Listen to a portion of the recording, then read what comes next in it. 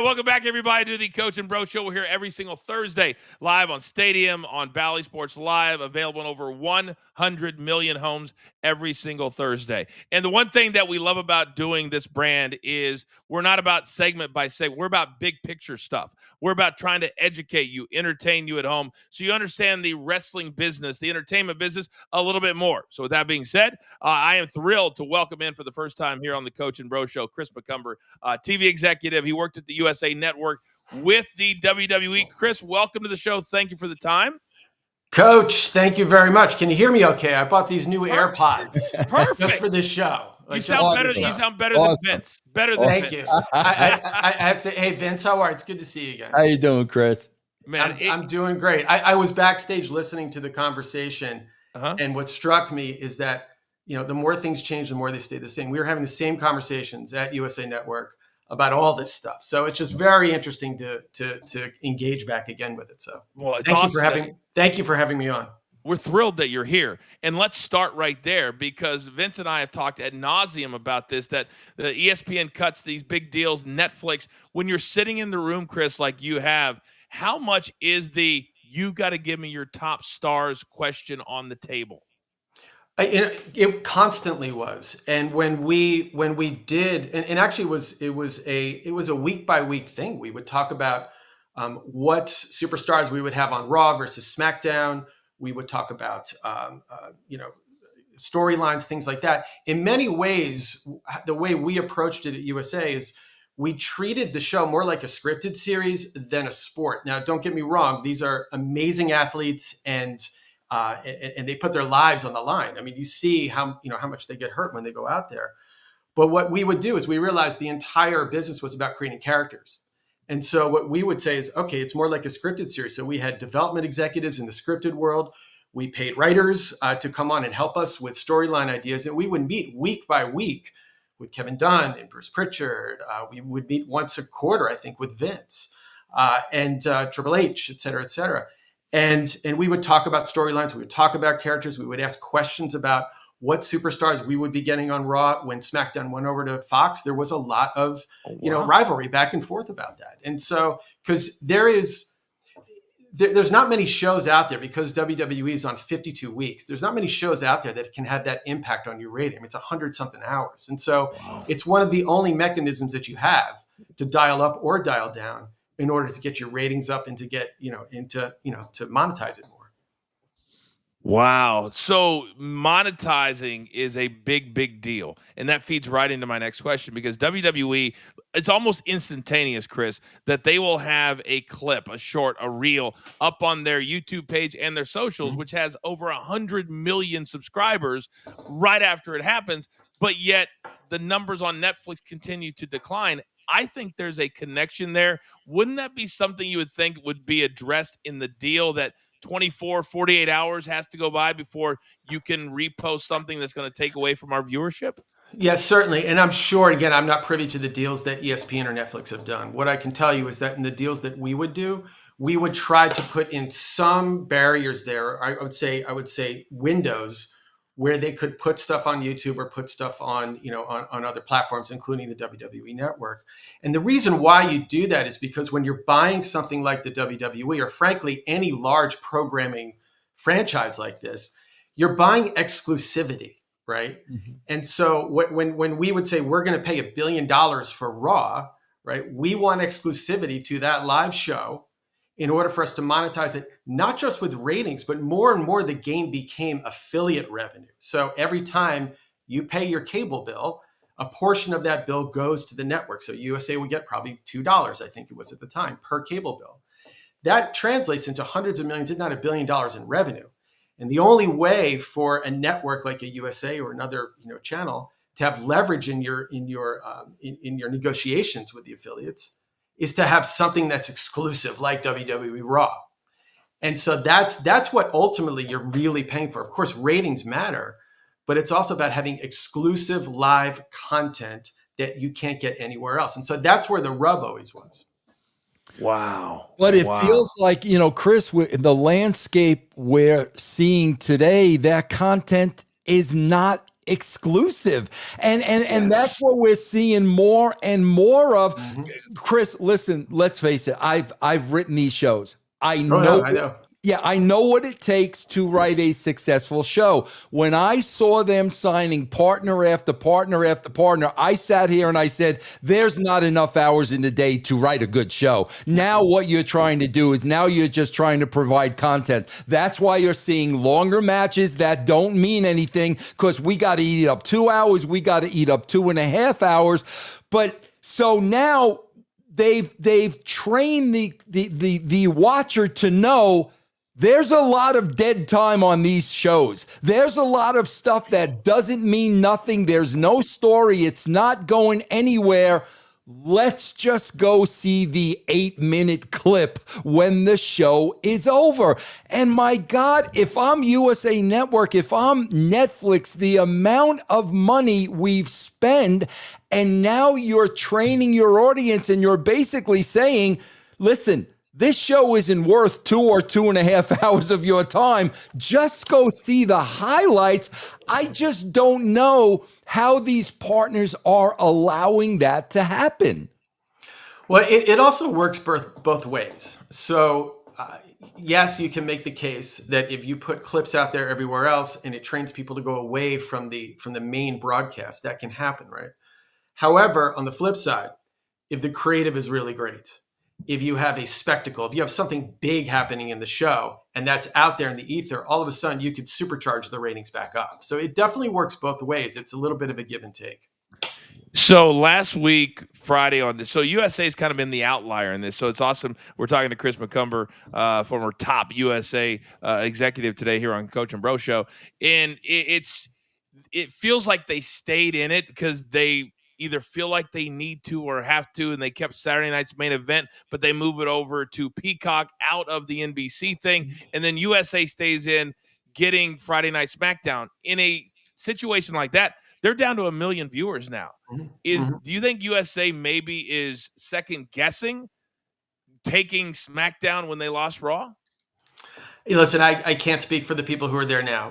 What I can tell you is that when we would make decisions about whether Raw or SmackDown should stay or leave, and listen, when we had those negotiations, you start to really look at it. If we're going to pay $1 billion, is it going to be worth it? And what it comes down to is that, again, 52 weeks a year. At the time, it was 3 hours of Raw, right? Wow. That's well over 100 hours of programming a year. So you ask the question, how do we replace that programming? Right. And then when you amortize the cost of the programming over all those hours, I mean, there's nothing like it in television right now. When you amortize that cost over all those hours and you look at it cost per hour, it starts to make a lot more sense, because then you have to ask the question, well, we're not going to have Raw live with that rating. We're going to have to replace it with something else. And you can't replace it with hundreds of hours of original programming. You just can't. You would be paying a lot more at that point. I mean, imagine if you try to replace it with scripted programming.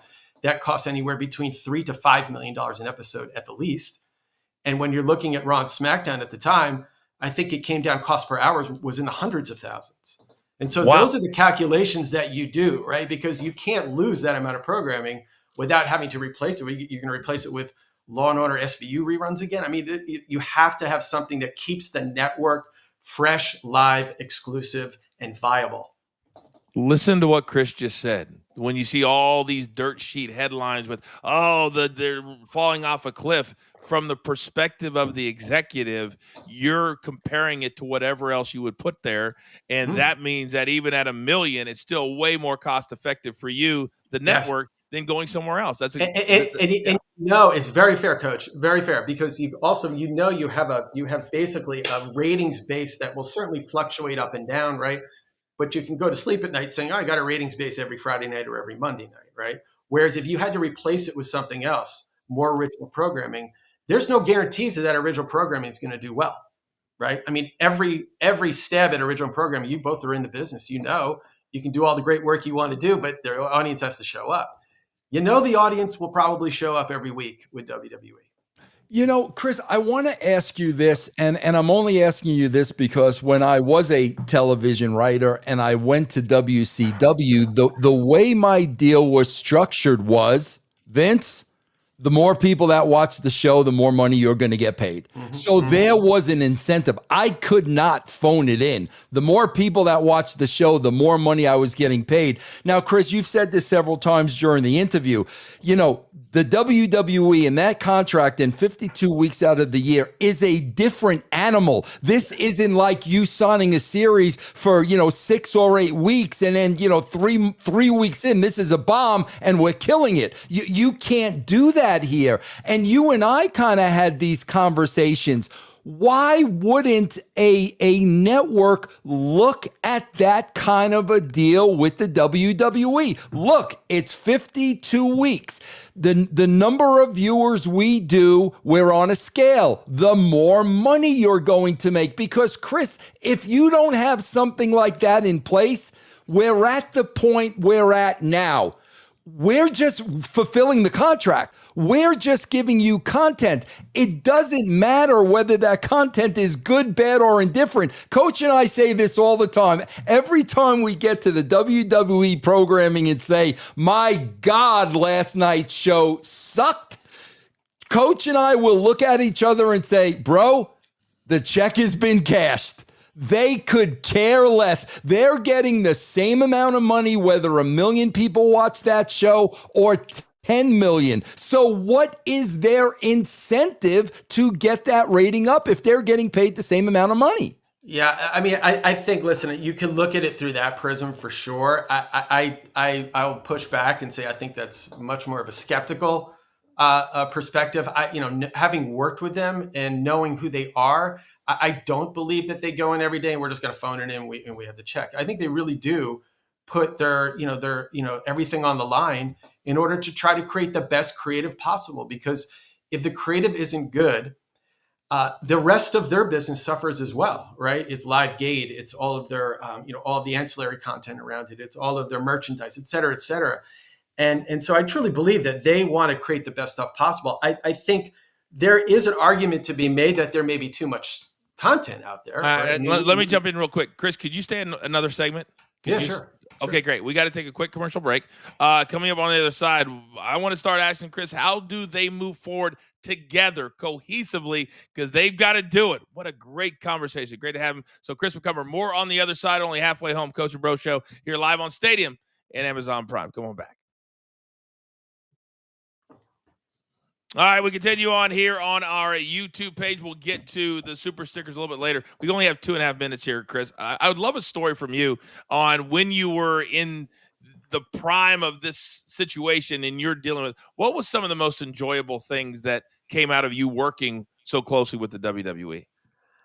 I have to say, working with them was probably one of the best professional experiences I've had, because it is, again, rare that you find a show where you get the ratings on Monday and then on Tuesday you can call up and start talking about, okay, what can we do to make it better the next week? And sometimes it works and sometimes it doesn't. And that's rare because you can't do that with a scripted show or it takes much longer as far as preparation goes. I would say, listen, always the WrestleMania experiences were amazing, but I will say one of the best, they were always such great partners with us. I still remember we were promoting the show Psych with James Roday and Dule Hill. Oh yeah, I love that show. Yeah, I do too. And Vince and Kevin and all this said, we're going to blow it out for you guys. We're going to do live segments. James was a huge WWE fan. Dule had never heard of the WWE, but he wasn't, but they wanted to do it together. And then we got a call the night before that James had appendicitis and couldn't make Raw live. And so I flew in to help Dule because he had never worked with WWE before. And I will tell you, they rolled out the red carpet. They made Dule feel really comfortable. All live segments. He was in the ring. He was blowing up pyro. And it's just, that to me was a microcosm of good partnership, because that's what it is. You talked to Coach in the last segment. What can they do to come together? I think an ESPN and a Netflix and a USA, when you partner together with the WWE on the creative, on the cross promotion, on lifting both businesses up, you can definitely move the needle and win. And they are fantastic partners. If you ask them to be all in, they're all in. No, I'd love to hear that. All right, we're going to come back and we're going to continue on with this discussion. If you guys have any questions in the chat and they're good, I'll have Producer Man look for a couple there as well. If you have any questions for Chris, we would love to do that. So another segment, I can't believe it's like overtime. Vince. I'm super excited for this. It's a third hour. It's a third hour of Raw. There you go. We're doing the third hour Raw. All right, we're back live. We're back live on Amazon and DirecTV right now in 5 seconds. All right, welcome back, everybody. Coach and Bro Show here on Stadium, Amazon Prime, DirecTV, YouTube TV. Absolutely love Thursday mornings. We dominate 2 full hours here on the network. And today we're thrilled to continue the conversation with Chris McCumber, former top USA executive that worked directly with Vince McMahon, with the WWE for many, many years and made USA the staple, the home of WWE. So, Chris, as we start to move forward, now that there's all these new relationships, Netflix new, ESPN certainly new, but it's different because it's PLE's only 12 or 13 shows, and then you got every single week. How do you balance as an executive for each one on not pushing too hard because it's kind of 2 different things? What's kind of the mentality there? I think the mentality is again, regular engagement. I remember when we first started working with them, someone told me, a very wise person told me, don't take the WWE for granted, meaning don't just sign the deal and have them do the show every week and then just call when you need something. Really engage with them as a partner. And they were 100% right about that. It's when you set up a regular rhythm with them and you talk about not just the creative, but you talk about what works for both businesses. And when you have those regular conversations and you build those deep relationships with them, you might not always agree, right? There may be some tough times, and there always was, right? But there was also really good times where those partnerships came to fruition, and you really found ways to work together to build your business and build WWE's business. When the 2 were working together, I think that made the most sense. Hey, Chris, I want to ask you a quick question when it comes to social media numbers. Now, obviously, when you've got a network or a partner negotiating, those social media numbers come into play because we're talking about huge numbers. But how does the network look at social media numbers? Because, we hear a lot about bots and we can't really tell if those numbers are real or not. So how much faith do they put in their social media numbers? Again, I can't speak for the current negotiations that happened, but we completely dismissed all of that. To us, the social media numbers, that's fine. That means the brand is out there. You couldn't really monetize it in any real way. It really came down to what are the ratings on a week-by-week basis? How's it going to lift the overall boat for USA Network? And how is it going to help us in our affiliate negotiations to make sure we made the most money possible there? Because that was 60 to 70% of the revenue. The social media stuff was great for, touting numbers and putting it in decks and all that stuff. It helped. I'll say it did help when we tried to bring new advertisers into the WWE. Certainly that helped as well. But as far as negotiating the actual rights for this for Raw or SmackDown, it really didn't come into play for us. Chris, I got to ask you this question because this makes me laugh all the time.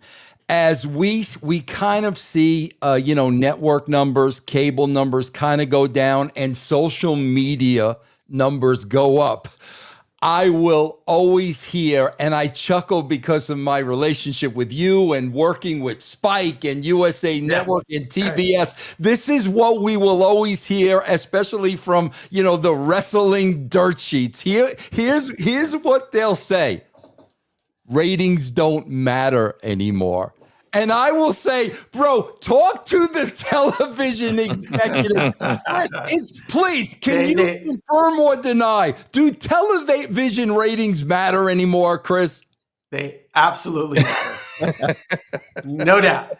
I'll say that answer might be more nuanced now, though, when you look at ESPN and Netflix, because those are subscription-based services, right? And so they're looking at it from a viewpoint of what brings more people to the platform to subscribe and pay monthly, and who what's going to keep them there. And if WWE helps to do that, that's part of it. And again, you can have patience with numbers that fluctuate up and down. I think where you lose patience is where the numbers are on a longer trajectory. I think, Coach, you were talking before about the president of TNA looking at in 3-month increments or whatever. I think that's a really smart way to look at it. If you look at it week by week, you can get high, you can get low, you get high and low, whatever, right? But if you look at the longer trend, that's where you start to realize, okay, this is where we're headed. This is where we need to be. What do we need to do to fix it? Or what do we need to do in order to supercharge it? Wow, and it's always looking at the long game, and the wrestling business is so kind of that way too, is looking at the long-term storylines. It's interesting because a few weeks ago, I don't know if you saw this, Chris, but TKO and all their shows, they have a million different sponsors. Mm-hmm. Well, Stephanie McMahon has a podcast, and the sponsor for that week was a VPN company. And basically VPNs are when you can make yourself sit in a different country or a different continent. They had just signed the deal with ESPN, and she's promoting a VPN, which would mean people would not have to pay the $30 a month in order to get the same shows that they want to pay $30. As a TV executive, would you have some pause if one of your partners was promoting a VPN, which is becoming kind of a new popular thing? Yeah, I think that one specifically, I don't really know. I'm not privy to that one, but certainly if your partner is actively hurting either the rating or the show in some way, yes, you're going to have a conversation about that for sure. And I will tell you, in the past, we've had those conversations, right? We've said to the WWE, we don't love this, social media thing you're doing, whatever. I can't think of something off the top of my head, but we would have those conversations. And more often than not, if you explained your side of it, they would understand, right? If you came to them with a real reason, Vince was a good businessman, right? The people there, Nick and Paul Levesque, they're good businessmen. And I know that, if you go to them with an issue and you make your case for it, certainly they're going to listen as partners. I would hope. Chris, what do you think about the new Nielsen system? It's been a couple of weeks now, and we've really, I've seen comparisons to wrestling and sports and, entertainment television shows. And it seems, it's only a couple of weeks. Don't get me wrong. It's just a couple of weeks, but it seems like out of everything, wrestling really seems to be taking a hit when compared to everything else. What do you think about this new system? What kind of an impact do you think it might have on the WWE? Well, certainly, if the new system is showing that all the numbers are down, that's certainly not good, obviously. I'll take this opportunity to do a shameless plug for a man who is much, much smarter than me at this, which is, his name is Ted Linhart. And you should actually book him on the show. Ted was my head of research when I was at USA Network. He is a WWE fan. He would go to WrestleMania with me every time. He's somebody that if you really want to dig into the nuances of ratings, call Ted Linhart. He's the man. Ted on TV. He's on Substack. Check it out. He's really he would be the one to talk to about that. I guarantee you, our producers already sent him an email. Yeah, I just talked to him last week, so I can hook you guys up. That'd be awesome. One last question from a premium member in the chat, and then we'll let you get out of here. Final Boss Engaged says, I wonder if Chris saw any trends or patterns showing wrestling demographics were changing or headed in a new direction during your time. That's a great question. And one of the things that we would always ask ourselves is, where are the opportunities to grow the audience? We knew we had a slightly older audience at times of men, right? But we also saw new trends of younger viewers and younger women coming into WWE. And I thought one of the smart things they did at that time was really push the female superstars, right? Taking away from divas and doing female superstars. That was really smart, because that was a way of looking at a new audience that was coming in and then how to supercharge that audience. And I think, any one of these networks that are working with the WWE right now are certainly doing the same thing, looking at where do we dial up an audience that has always been fans, but also where are the new audiences coming in, and how do we adjust the creative to get those audiences to stay. One last quick question based on what you just answered, Chris. Now, Chris, there was an episode many years back when the coach showed his derriere on screen. Did you see a spike? Did you see a spike of younger women or younger men? Did you see a spike of younger women or younger men? Chris, do you remember that specific? Oh yeah. It was the highest ratio. In fact, I think we called Vince and said, We need more ass. We need more ass. We need to be a recurring segment, and then we tried to get a sponsor to come in for it too, but that, I don't know, they didn't there you go. Yeah. That was definitely it was a Monday night, that's for sure. I know that because I just signed my ESPN deal 3 days before. You could not find a hemorrhoid cream partner to sponsor. Listen, we tried, we really did. Hey, I wasn't Vince. I wasn't as big of a star back then when that particular episode. Coach, happened. Don't sell yourself short, my friend. That's right. That's right. Yes. Chris, we have to run. This was amazing. Thank you for the time and educating our audience, man. This was. We asked these questions a lot, but we've been excited. So thank you for the time, sincerely. You're very welcome. Thanks for having me on, and you guys, congratulations on all your success. And love your show. Really good stuff. So keep on keeping on, all right? Thank you, Chris. Awesome. Thank you very much. That, of course, Chris McCumber, TV executive there at USA, dealing with Vince. And I got to be honest with you. Some of the answers that he had, Vince, is changing my thought process on several things. It really is. Yeah, no, I agree. I'm not going to lie. I was surprised at some of the answers, but very, very interesting. Yeah, it makes a lot more sense because I think sometimes, especially when you're in this bubble, you think, oh, that needs to end because of this.